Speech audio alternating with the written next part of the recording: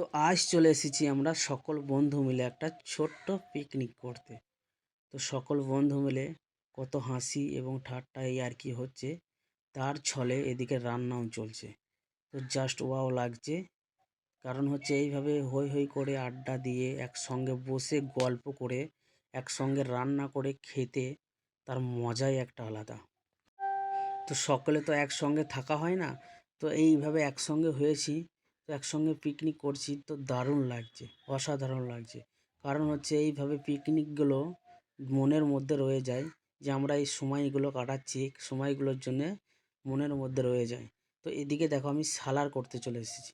কারণ হচ্ছে মাংস ভাতের সঙ্গে সালাড যদি না থাকে তো ভালো লাগে না।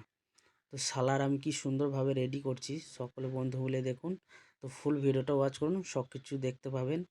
তো সালাডটা আস্তে আস্তে রেডি করা হচ্ছে। রেডি করা হয়ে গেলে অবশ্যই আপনাদের সকলকে দেখাবো। তো এইভাবেই কে কে পিকনিক করেছো অবশ্যই কমেন্টে জানাবে, এবং আমাদের এই ছোট্ট পিকনিকের আয়োজনটা আপনাদের কেমন লাগলো অবশ্যই কমেন্ট করতে ভুলবেন না। আপনাদের মতামত অবশ্যই কমেন্টে